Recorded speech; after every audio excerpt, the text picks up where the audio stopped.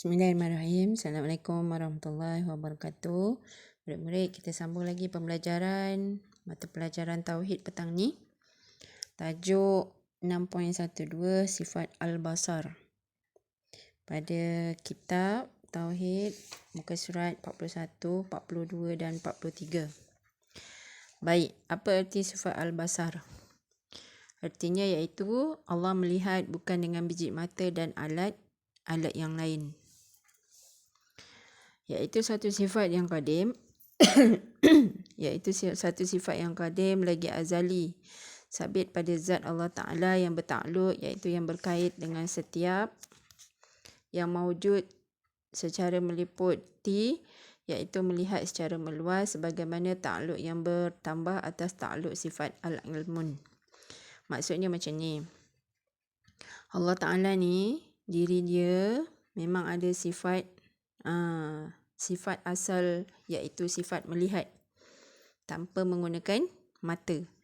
Dan Allah Maha melihat tidak dengan menggunakan alat-alat yang lain. Sejak daripada azali ni, sejak daripada dulu lagi. Maka hakikat sifat basar dengannya nyata terang meliputi tiap yang ada, sama ada ia wajib ada seperti zat dan sifat Allah, atau ia harus ada dan sama ada yang harus itu telah ada atau yang akan diadakan, dan tidak terlindung pandangannya oleh gelap atau dengan sebab jauh atau kecil. Maksudnya penglihatan Allah Ta'ala ni tidak terbatas. Penglihatan Allah nyata dan terang. Sama ada akan berlaku ataupun telah berlaku, Allah dapat lihat. Tu yang diartikan dengan ayat tadi. Ya demikian, jelaslah Allah Ta'ala itu wajib baginya bersifat melihat, sama ada yang dapat melihat, dapat dilihat oleh manusia atau tidak, jauh atau dekat, waktu terang atau gelap, zahir atau tersembunyi, maka tetap dilihat oleh Allah. Sifat penglihatan Allah ni, dia tidak menggunakan mata, dia tidak menggunakan alat. Tak sama macam mata manusia. Allah dapat melihat sama ada dekat ataupun jauh. Macam mata manusia hanya dapat lihat dekat aja. Kadang-kadang kalau kita rabun jauh, kita tak nampak. Allah dapat melihat waktu terang dan waktu gelap.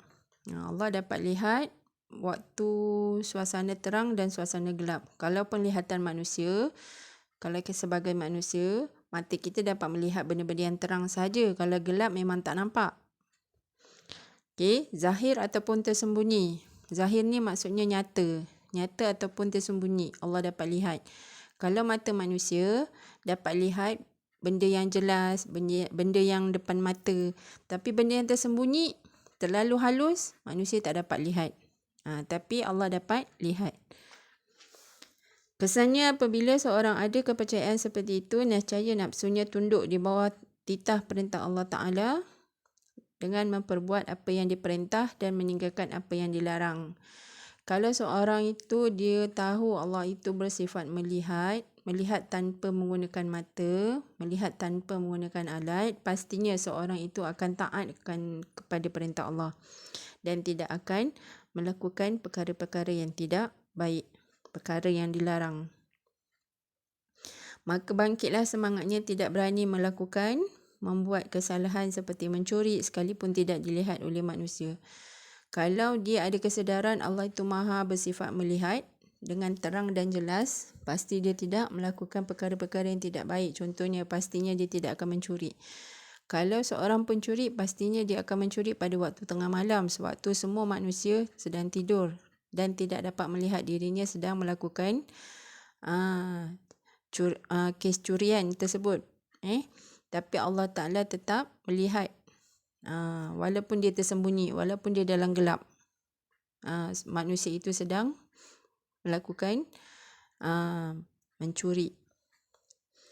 Seorang yang beriman kepada sifat basar Allah Ta'ala dengan iman yang sebenar akan menjadikan amalan seorang sentiasa selari dengan imannya dan dapat menyelamatkannya daripada sifat-sifat munafik. Bila seorang itu dia percaya Allah Ta'ala bersifat Al-Basar, sifat melihat tanpa menggunakan mata, maka dia adalah orang yang beriman, orang yang percaya, dan menyelamatkan dirinya daripada melakukan sifat-sifat orang munafik, sifat-sifat yang tidak baik. Seperti mana dalam dalil Al-Quran Allah bersifat Al-Basar. Bismillahirrahmanirrahim. Surah Al-Mulk ayat 19. Innahu bikulli syai'in basir. Artinya, sesungguhnya dia maha melihat segala sesuatu. Daripada dalil hadis, fa innakum lam tad'u asamma wala a'ma wa innama tad'una sami'an basira. Daripada hadis riwayat Imam Bukhari dan Muslim, artinya Sesungguhnya kamu semua, wahai orang yang beriman, tidak berdoa kepadanya yang pekak dan buta, tetapi kamu berdoa kepada Allah Ta'ala yang maha mendengar lagi maha melihat.